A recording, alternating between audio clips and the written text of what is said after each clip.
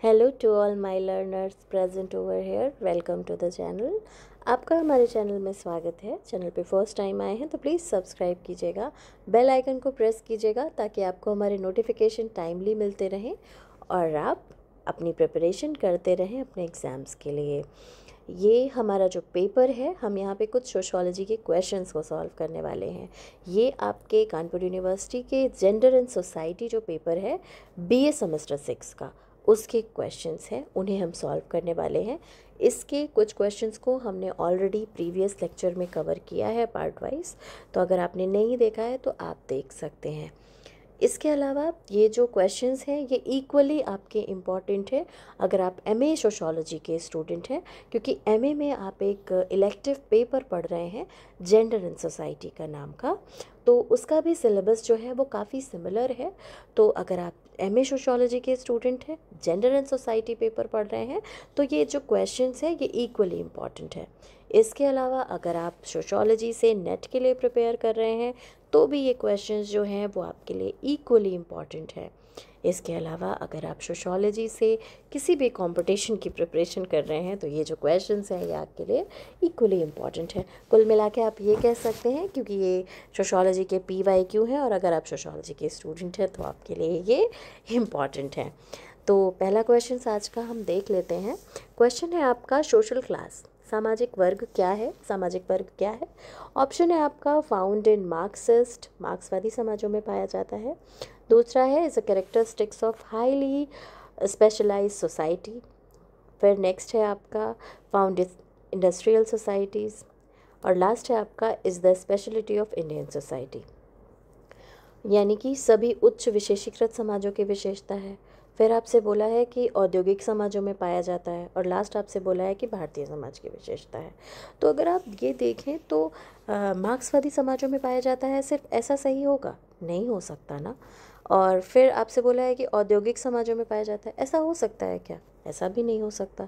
Last है कि भारतीय समाज की विशेषता है। आप खुद बताइए, क्या सोशल क्लास सिर्फ इंडियन सोसाइटी में है और कहीं है ही नहीं? तो ये भी इलॉजिकल बात है। तो इसमें आप एलिमिनेशन मेथड को अगर देखें तो यूज़ करेंगे तो आप खुद ही समझ जाएंगे कि ये 3 ऑप्शन जो हैं वो नहीं होंगे। दैट मीन कौन सा ऑप्शन होगा? तो इसका बी ऑप्शन करेक्ट होगा। ठीक है, हम क्वेश्चंस को सॉल्व करने के लिए एलिमिनेशन मेथड को भी यूज़ कर सकते हैं। अगर आप ये जानते हैं कि जो क्वेश्चन है उसमें मान लीजिए किसी की कैरेक्टरिस्टिक बोली गई है, जैसे यहाँ पे थी एक तरह से, तो हमें अगर ये पता है कि ये चीज़ नहीं है, ये चीज़ नहीं है, तो अगर आप ये जानते हैं कि ये चीज़ नहीं है तो उसमें से जो ऑप्शन लास्ट में बच रहा है दैट मीन वही जो है वो ऑप्शन आपका करेक्ट होगा। कुछ क्वेश्चन ऑप्शन वाले एलिमिनेशन मेथड के थ्रू भी सॉल्व किए जाते हैं। जैसे कि आपसे किसी राइटर की बुक पूछी गई, तो आपको पता है 4 बुक हैं, उसमें से आपको पता है कि ये इस थिंकर की बुक है, ये इस थिंकर की बुक है, तो आपसे बोला जाए कि ये जो है वो बुक है या नहीं है, तो आप उसे इजीली सॉल्व कर पाएंगे एलिमिनेशन मेथड के थ्रू। ये कुछ टिप्स और ट्रिक हैं जो आपके एग्ज़ाम में आपके लिए हेल्पफुल रहेंगी। नेक्स्ट क्वेश्चन देख लेते हैं। What is the period fixed for receiving maintenance from wife in Muslim religion? मुस्लिम धर्म में पत्नी भरण पोषण प्राप्त करने की अवधि क्या निश्चित की गई है? ऑप्शन है आपका शरीयत, फिर है आपका मेंस्ट्रुएशन, मासिक धर्म, इद्दत और इनमें से सभी। शरीयत है, मेंस्ट्रुएशन है, इद्दत है, ऑल ऑफ द अबव है। तो अगर हम मुस्लिम धर्म की बात करते हैं तो जो भी वाइफ होती है वो अगर डाइवोर्स लेगी तो उसके लिए मेंटेनेंस का पीरियड होता है, तो वो क्या निश्चित किया गया है इसमें आपसे पूछा है। तो अगर आप मुस्लिम रिलीजन को बिलोंग करते हैं तो आप बहुत अच्छे से जानते होंगे कि इद्दत पीरियड क्या होता है, बट अगर आप सोशोलॉजी के स्टूडेंट हैं तो आपको ये पढ़ना होता है। और आप अगर जो मुस्लिम्स हैं उनका डाइवोर्स सिस्टम पढ़ते हैं तो आप उसको पढ़ते हैं, उसमें बहुत क्लियरली बताया जाता है। और इसमें बहुत सारे टाइप ऑफ डाइवोर्स होते हैं। फॉर एग्ज़ाम्पल है आपका तलाक़े हसन, तलाक़े अहसन, तलाक़ुल बिद्दत, खुला, इला, ज़िहर, मुबारत, ये सब आप लियान, ये सब आपके टाइप हैं मुस्लिम डाइवोर्स के। तो ये जो है ये आपका इसमें ऑप्शन सी करेक्ट होगा कि इद्दत पीरियड जो है वो मेंटेनेंस के लिए जो रिसीव करना होता है मुस्लिम धर्म में, वो अवधि जो है वो निश्चित की गई है। ऑप्शन सी करेक्ट है इसमें। इसमें एक बात आती है कि एक जो डाइवोर्स का फॉर्म होता है जैसे कि आप ट्रिपल तलाक के नाम से जानते हैं, वो आपका जो तलाक होता है वो होता है तलाक उल बिद्दत। तो जो तलाक उल बिद्दत था उसे लीगली बैन कर दिया गया था 2019 में। ये भी आपके लिए इम्पॉर्टेंट बात है। नेक्स्ट क्वेश्चन है, to women empowerment what type of energy have a scholar considered. नारी सशक्तिकरण को विद्वानों ने किस प्रकार की ऊर्जा माना है। तो जो नारी सशक्तिकरण है उसे विद्वानों ने किस तरह की एनर्जी बोला है। ऑप्शन है आपका साइकोलॉजिस्ट, सोशल, पॉलिटिकल, रिलीजियस। तो मनोवैज्ञानिक, सामाजिक, राजनीतिक और धार्मिक। कौन सा माना है, तो इसमें जो है वो आपका साइकोलॉजिकल जो है वो करेक्ट होगा, यानी कि मनोवैज्ञानिक माना है। ऑप्शन नंबर ए राइट होगा इसका। नेक्स्ट क्वेश्चन है, which thinker first study the situation of farmer women. जो भी फार्मर विमेन होती हैं यानी कि जो कृषक महिलाएं हैं, उनकी स्थितियों के संबंध में किस विचारक ने अध्ययन किया है। ऑप्शन है आपके आर के मुखर्जी, मीनाक्षी मुखर्जी, लियोन ट्रस्की और आंद्रे बेते। तो ये जो ऑप्शन है इसमें आपका आंद्रे बेते सही है। जो आंद्रे बेते हैं उन्होंने फर्स्टली जो है वो फार्मर्स की जो विमेन होती हैं उनके लिए स्टडी की थी।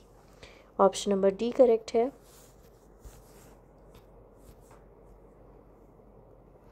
नेक्स्ट क्वेश्चन है, what is the female literacy rate according to the census data of 2011। तो वर्ष 2011 की जो जनगणना हुई उसके आंकड़े अगर हम देखें तो उसके अनुसार जो महिला साक्षरता दर है वो कितनी है। ऑप्शन है आपके 45%, 64.4%, 67.5%, 61%। तो आप जानते हैं कि जो सेंसस है यानी कि जो जनगणना है वो आपकी 10 साल में एक बार होती है। ठीक है, ये आप 2011 की सेंसस का डेटा पढ़ रहे हैं अभी तक, क्योंकि जो लास्ट सेंसस हमारी होनी थी 2021 में वो ड्यू टू कोविड नहीं हो पाई थी। तो हमें लास्ट जो सेंसस है उसी का ही डेटा कंसीडर करना है, और ये बहुत ही इम्पॉर्टेंट है आपके एग्ज़ाम के लिए। और ज़्यादातर सोशल साइंसेज में जो सेंसस का डेटा है वो पूछा जाता है। अब जैसे कि अभी इसमें आपसे लिटरेसी रेट पूछा है, परसेंटेज पूछ लिया।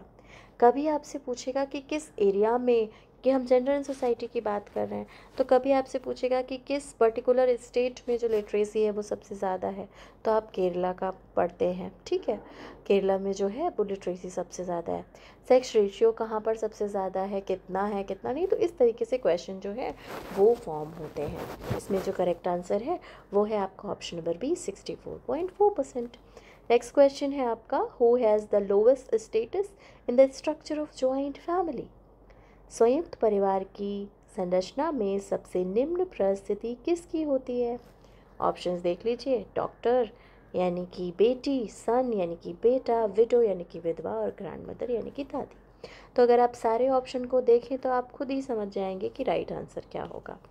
तो बेटे की स्टेटस तो अच्छी है, बेटी की भी ठीक है, दादी की भी ठीक है, तो फिर किसकी नहीं होगी, दैट मीन्स विधवा की नहीं होगी। तो विधवा जो होती है वो वैसे भी आप जानते हैं कि जो विडो किसको कहते हैं, जिसके हस्बैंड ना हो। तो अगर हम जॉइंट फैमिली में देखें तो उसकी स्टेटस जो है वो लोवेस्ट होगी। और अभी तो फिर भी बहुत ज़्यादा जो है वो सोसाइटी जो है वो ठीक हो गई है, या आप कह सकते हैं कि लोग उतने ज़्यादा रूढ़िवादी सोच के नहीं है, उतना ज़्यादा नैरो माइंडेड अब नहीं है, वरना पहले तो बहुत ज़्यादा ही वर्स्ट कंडीशन होती थी जिसमें कि सती सिस्टम वगैरह आपका चलता था। नेक्स्ट क्वेश्चन है, what is Agewell Foundation. Agewell Foundation क्या है। ऑप्शन है आपका non government organisation, government organisation, semi government organisation और नोबडी। गैर सरकारी संगठन, सरकारी संगठन, अर्ध सरकारी संगठन और इनमें से कोई नहीं। तो एजवेल फाउंडेशन जो है वो एक एनजीओ है, यानी कि नॉन गवर्नमेंट ऑर्गेनाइजेशन। तो ये जो है आपका एजवेल फाउंडेशन, ये क्या है, ये एनजीओ है। एनजीओ का फुल फॉर्म ही होता है आपका नॉन गवर्नमेंट ऑर्गेनाइजेशन। तो राइट आंसर हो जाएगा आपका option number A. Next question है, in which year the Muslim women protection of marriage right act was passed. मुस्लिम महिला विवाह अधिकार संरक्षण अधिनियम किस वर्ष पारित हुआ। तो अभी हमने बात की थी डाइवोर्स की, जब हम बात कर रहे थे इद्दत पीरियड की, तो हमने डाइवोर्स की बात की मुस्लिम्स में। तो वो जो है वो अभी मैंने आपको बताया कि ट्रिपल तलाक नाम का होता था, तलाकुल बिद्दत जिसे कहते हैं, तो वो कभी ये जो आपका protection of marriage right act आया था उसमें वही बैन किया गया था, उसके थ्रू उसे इलीगल बताया गया। तो ये कब आया? ऑप्शन है आपका 2018, 2019, 2023 एंड 2017। तो करेक्ट आंसर है आपका 2019। 2019 में जो एक्ट है ये पास हुआ था। ऑप्शन नंबर बी करेक्ट है इसमें। नेक्स्ट क्वेश्चन है आपका, what has been the extreme form of social violence against women in India? Bharat में महिलाओं के विरुद्ध जो सामाजिक हिंसा है उसका अगर हम सबसे चरम रूप कहें तो क्या है, ये आपसे पूछा है। ऑप्शन है सती सिस्टम, बालिका शिशु हत्या, महिला आत्महत्या और घरेलू हिंसा। ऑप्शन इंग्लिश में देखेंगे तो सती सिस्टम है आपका गर्ल इन्वेंटिसाइड है, विमेन सुसाइड है, डोमेस्टिक वायलेंस है। तो आप अगर ऑप्शंस को ही देखेंगे तो आप समझ पाएंगे। गर्ल इन्फेंटिसाइड मतलब बालिका शिशु हत्या, अगर कोई बच्चा है वो बॉर्न हुआ और अगर वो बेबी गर्ल है तो उसको मार दिया गया, दैट मीन्स गर्ल इन्फेंटिसाइड। अब वहीं पे बात होती है अगर गर्ल फिटिसाइड की, तो फिटिसाइड होता है जो कन्या भ्रूण हत्या, जब वो मतलब माँ मदर के वोम में ही है, वो माँ के गर्भ में ही है और टेस्ट करके पता कर लिया उसका जो भी सेक्स है वो फीमेल है, तो उसको अबॉर्ट कर दिया गया, तो वो गर्ल फिटिसाइड होगा। तो ये दोनों ही चीज़ें जो हैं ये कहीं ना कहीं फीमेल के लिए हिंसा ही है। बट इसके बाद आ जाता है आपका विमेन सुसाइड, जो भी फीमेल्स हैं उनको इस तरीके से टॉर्चर करना है, कुछ भी कर देना कि वो सुसाइड कर दें। इसके अलावा डोमेस्टिक वायलेंस, उनके साथ बहुत ज़्यादा फिज़िकली मेंटली उनको हैरेस करना डोमेस्टिक वायलेंस होता है। ठीक, तो ये बातें आ गई। बट इसमें से अगर हम एक्सट्रीम देखें तो सती सिस्टम जो है, सती जो प्रथा है, वो बहुत ज़्यादा एक्सट्रीम फॉर्म ऑफ वायलेंस है, सोशल वायलेंस। तो अगर आप ये देखें तो बट अभी तो ये बैन हो गया है, इसके लिए बहुत काम किया राजा राम मोहन रॉय ने। बट अगर आप देखें तो लिटरली बहुत ज़्यादा पेनफुल सिचुएशन होती होगी। सती सिस्टम में होता ये था कि जो भी फीमेल है अगर उसके हस्बैंड की डेथ होती है तो उस जो फीमेल है उसको जो चिता होती थी उसके साथ उसे बांध दिया जाता था लिटरली। अगर ऐसे आप जलते हैं तो सोचिए कितना पेनफुल होता है। बट अगर उनको क्या करते थे, बांध देते थे चिता से कि वो भाग ना सके। और उस पे भी बहुत ज़्यादा जो ढोल नगाड़े होते थे वो बजाए जाते थे कि जो वो चीख जो हो उसकी अगर वो, क्योंकि कोई भी इंसान अगर जलेगा तो जाहिर सी बात है वो चीखेगा, तो वो चीख लोगों को सुनाई ना दे इसलिए वो बचाया जाता था। तो सोचो कितना पेनफुल होता होगा। तो वो था सती सिस्टम। इसके लिए हमारे जो राजा राम मोहन रॉय सोशल रिफॉर्मर थे उन्होंने बहुत ज़्यादा काम किया और इसे रिमूव किया। एक एक्ट के थ्रू सती सिस्टम को रिमूव करने के बारे में भी आपसे पूछा जा सकता है, तो वो भी आप पढ़ सकते हैं। ऑप्शन ए करेक्ट है इसमें। नेक्स्ट क्वेश्चन है, which of the following means having no attraction toward either gender? निम्नलिखित में से किसका अर्थ किसी भी लिंग के प्रति कोई आकर्षण नहीं होना है? ऑप्शन है आपका हेट्रोसेक्सुअलिटी, होमोसेक्सुअलिटी, पैनसेक्सुअल और एसेक्सुअलिटी, विषम लैंगिकता, समलैंगिकता और पैनिसेक्सुअल और अलैंगिकता। तो जब बात आती है जो आपको मतलब होता है ना, आप पढ़ते हैं या आप देखते भी हैं, इवन आप फील करते हैं, जो भी मेल हैं उन्हें फीमेल के लिए अट्रैक्शन होता है, जो फीमेल है उन्हें मेल के लिए होता है। बट किसी किसी सिचुएशन में मेल को मेल के लिए होता है और फीमेल को फीमेल के लिए होता है, तो वो तो अलग चीज़ें हो गई, वो होमोसेक्सुअलिटी है। ठीक है, और हेट्रोसेक्सुअलिटी तो नॉर्मल है। बट अगर आपको किसी भी जो सेक्स है उसके लिए आपको कोई भी अगर अट्रैक्शन नहीं है तो वो कंडीशन कौन सी होती है? वो होती है आपकी एसेक्सुअलिटी। इसमें ऑप्शन डी करेक्ट होगा आपको। नेक्स्ट क्वेश्चन है आपका, which one of the following, none नहीं होगा, वन होगा, one of the following is not a fundamental right in India? निम्नलिखित में से भारत में मौलिक अधिकार नहीं है। तो देखिए अभी यहाँ से पूछा है आपसे कि मौलिक अधिकार नहीं है, तो अगर आपको ये पता है कि मौलिक अधिकार कौन कौन से हैं तो आप आसानी से इसे एलिमिनेशन मेथड या एलिमिनेट करके आप पता कर सकते हैं ना कि कौन सा नहीं है। ऑप्शन देख लीजिए, राइट टू लाइफ जीवन का अधिकार, राइट टू वर्क काम का अधिकार, शिक्षा का अधिकार, right to education and right to protect culture संस्कृति की रक्षा का अधिकार। तो आप जानते हैं कि लाइफ के लिए है, एजुकेशन की बात भी होती है, शिक्षा की बात है, जीवन की बात है, संस्कृति की रक्षा की बात है, लेकिन काम का अधिकार करके ऐसा कोई राइट नहीं आता। तो ऑप्शन नंबर कौन सा करेक्ट होगा? बी करेक्ट होगा। तो बी के साथ जाएंगे। नेक्स्ट क्वेश्चन है, which of the following is in feminine form? निम्नलिखित में से कौन सा नारी स्वरूप में है? ऑप्शन है आपका डियर, हिरन, बुल, सांड हो गया आपका, हॉर्स यानी कि घोड़ा, फीमेल रैबिट यानी कि मादा खरगोश। तो इसमें तो सीधे आपको क्लियरली दिख रहा है फीमेल रैबिट ऐसा लिखा हुआ है, तो ऑप्शन डी करेक्ट होगा। नेक्स्ट क्वेश्चन है, whose concept is natural restriction? नैसर्गिक प्रतिबंध की अवधारणा किसकी है? तो नैसर्गिक प्रतिबंध कौन अपनी थ्योरी में देता है, ऐसी बात किसने की है? ऑप्शन है आपके कैनन, डाल्टन, माल्थस और सैडलर। कैनन, डाल्टन, माल्थस और सैडलर ये लोग जो हैं ये डेमोग्राफी की थ्योरी देते हैं, जननांकिकी जिसे आप कहते हैं। उसका डिटेल लेक्चर आपको चैनल पे मिल जाएगा, अगर आप नहीं जानते हैं तो आप देख सकते हैं। अब बात आती है कि जो ये किसने दिया है, तो इसमें करेक्ट आंसर है आपका माल्थस। माल्थस जो है वो पॉपुलेशन को कंट्रोल करने के लिए 2 टाइप के रिस्ट्रिक्शन बताते हैं, ठीक है। उसमें से एक है ये, उनकी अपनी एक थ्योरी है, इसकी ये बुक भी लिखते हैं, तो ये आपको मिल जाएगा, वहाँ से आप पढ़ सकते हैं। इसमें करेक्ट आंसर सी है। नेक्स्ट क्वेश्चन है आपका, girl infanticide is link to which of the following age group? बालिका शिशु हत्या निम्नलिखित में से किस आयु समूह से जुड़ा हुआ है? तो बालिका शिशु की हत्या किस आयु समूह से जुड़ा हुआ है? इसमें कौन सा ऑप्शन जो है वो करेक्ट होगा? ऑप्शन जो है आपका 0 to 24 month, 0 to 6 year, 0 to 3 और 0 to 13। देखिए ये थोड़ा सा आपका डाउटफुल क्वेश्चन है, अगर मैं कहूँ तो कहीं कहीं पे ये जो है ये ऑप्शन 24 मंथ की तक की बात की जाती है, बट ये जो आपकी क्वेश्चन है ये आपका जहाँ का है वो जो यूनिवर्सिटी है, मतलब कानपुर यूनिवर्सिटी ने इसे ऑप्शन बी कंसीडर किया था, तो यहाँ पे ऑप्शन बी करेक्ट होगा। नेक्स्ट क्वेश्चन है, in which year Nirbhaya fund is started for the security and protection of women? तो महिलाओं की सुरक्षा और संरक्षण के लिए निर्भया कोष की शुरुआत जो है वो कब की गई? निर्भया कोष की शुरुआत कब की गई? ऑप्शन है आपका 2016, 2014, 2013 और 2017। तो निर्भया कांड के बारे में आपने सुना होगा, बहुत ही ज़्यादा पेनफुल था वो, तो उसके बाद ही से शायद निर्भया फंड के बारे में आपने बात की गई।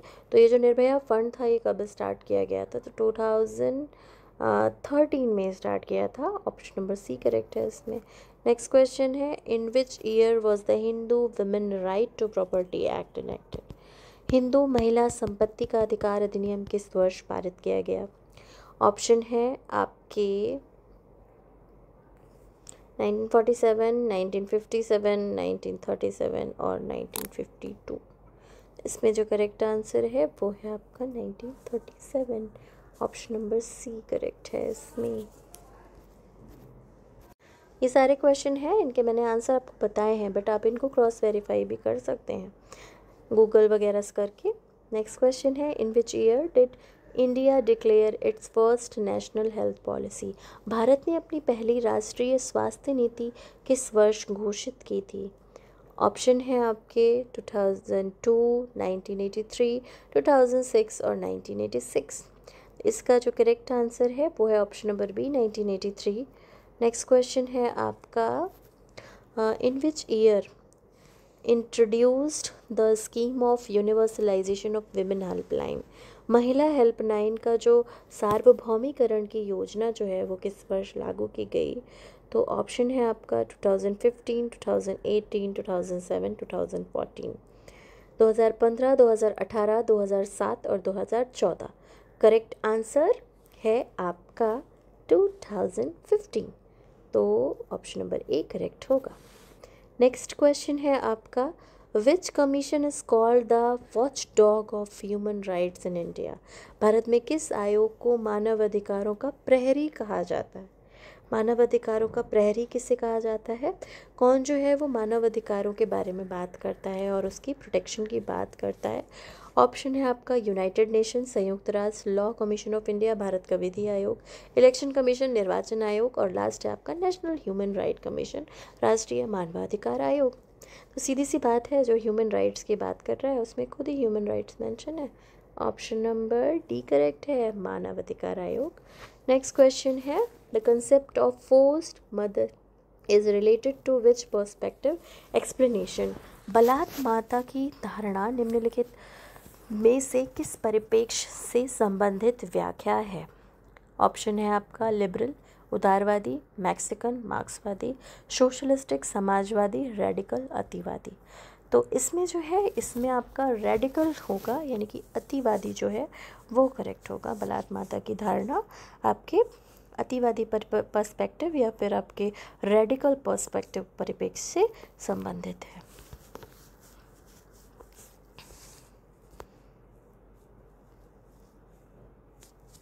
नेक्स्ट क्वेश्चन है आपका, which one is the product of socialisation? कौन एक समाजीकरण का उत्पाद है? Gender, female, male, children. तो जब बात आती है सोशलाइजेशन की, तो जेंडर सोशलाइजेशन की जब बात आती है कि मेल फीमेल, तो ये तो आपके सेक्स हो गए कि मेल है, फीमेल है, चिल्ड्रन है, ठीक है, बात अलग है। बट जहाँ पे एक सोशलाइजेशन का प्रोडक्ट है तो वो जेंडर है, ठीक है। यहाँ पे जब बात आती है कि लड़का है तो ऐसा करेगा, लड़की है तो ऐसा करेगा, तो वो जेंडर वाली चीज़ है। जो बायोलॉजिकल डिफरेंस है वो सेक्स है।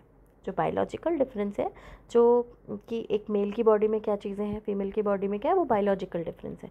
बट एक मेल है तो वो ऐसा कर सकता है, फीमेल है तो ऐसा करेगी। जैसे कि फॉर एग्जांपल फीमेल है तो पिंक पहनेगी, मेल है तो दूसरा कलर पहनेगा। बट फीमेल है तो वो रो सकती है, मेल है तो रो नहीं सकता। फीमेल है तो घर का काम करेगी, मेल है तो बाहर। तो ये सब जो चीज़ें हैं वो जेंडर सोशलाइजेशन है। जेंडर सोशलाइजेशन पे डिटेल लेक्चर आपको चैनल पे मिल जाएगा। आप चैनल पे जाएंगे, उसकी प्लेलिस्ट में जेंडर एंड सोसाइटी टॉपिक आप देख लेंगे, उसके नाम से प्लेलिस्ट आपको मिल जाएगी। उसमें आप देख सकते हैं, आपको जेंडर एंड सोसाइटी से रिलेटेड लेक्चर्स जो हैं वो मिल जाएंगे, आप देख सकते हैं। नेक्स्ट क्वेश्चन है, concept of gender inequality is related to which of the following? लिंग असमानता की धारणा निम्नलिखित में से किससे जुड़ी हुई है? ऑप्शन है आपका related to men, related to women, related to inequality और लोकेलिटी। पुरुषों से संबंधित है, स्त्रियों से संबंधित है, समानता से संबंधित है और स्थानीयता से संबंधित है। तो ऑप्शन अगर आप देखेंगे तो आप क्लियरली समझ पाएंगे कि क्या करेक्ट आंसर होगा। सिंपल सी बात है, जब जेंडर इनइक्वालिटी की बात होगी तो वो स्त्रियों से संबंधित होगी। ऑप्शन नंबर बी करेक्ट है इसका। नेक्स्ट क्वेश्चन है आपका, who said one is not born but rather becomes a women? किसने कहा कि औरत जो है वो पैदा नहीं होती, बना दी जाती है? ये एक बहुत ही फेमस और इम्पॉर्टेंट स्टेटमेंट है कि जो भी फीमेल है वो पैदा तो नहीं होती, वो बायोलॉजिकल डिफरेंस है, मैंने आपको बताया, लेकिन उसे बना दिया जाता है। ऐसा किसने कहा? ऑप्शन है आपका साधना आर्या, शीला मिश्रा, इरावती कर्वे और सिमोन दे बुआ। तो सिमोन दे बुआ है, ये इनका स्टेटमेंट है। इनकी बुक भी आप पढ़ सकते हैं। ये आपके जेंडर एंड सोसाइटी में और ये जो भी आप पढ़ रहे हैं टॉपिक, इसके लिए बहुत ही इम्पॉर्टेंट थिंकर हैं। जब आप फेमिनिस्ट थिंकर की बात करते हैं तो आप इन्हें पढ़ते हैं। फेमिनिस्ट थिंकर में नारीवादी विचारक हैं ये, इनको आप पढ़ेंगे और इनकी बुक्स वगैरह भी आप देख लेंगे। इम्पॉर्टेंट है आपके एग्ज़ाम से पर्सपेक्टिव से। कई बार ये जो क्वेश्चन है, ये स्टेटमेंट है, पूछा गया है, इसलिए इम्पॉर्टेंट है, लर्न कर लीजिए। इस बार ये स्टेटमेंट आया है, मे बी नेक्स्ट ईयर इनकी बुक पूछ ली जाए आपसे, तो इम्पॉर्टेंट है। आज के इस वीडियो लेक्चर में इतना ही। आगे के क्वेश्चंस को हम नेक्स्ट वीडियो लेक्चर में कवर करेंगे। ऐसे ही और वीडियोस के लिए हमारे चैनल से जुड़े रहिए। अपने फ्रेंड्स के साथ ज़रूर से शेयर कीजिएगा ताकि उनके लिए भी हेल्प होती रहे। ये आपका पेपर ज़रूर था बीए का, बट ये इम्पॉर्टेंट है इक्वली आपके कंपटीशन के किसी भी एग्ज़ाम के लिए। तो आप अगर आपका एग्ज़ाम हो भी चुका है, आप दे भी चुके हैं, तो आप अपने जूनियर्स के साथ शेयर कर सकते हैं। ये उनके लिए है। आने वाले जो भी स्टूडेंट हैं, जो भी पढ़ रहे हैं अभी, उनसे आप शेयर कर सकते हैं। इसके अलावा जो भी आप सोशियोलॉजी के कंपटीशन के लिए प्रिपेयर कर रहे हैं, आप उनसे शेयर कर सकते हैं। Keep learning, keep watching and keep sharing. Thank you so much for watching.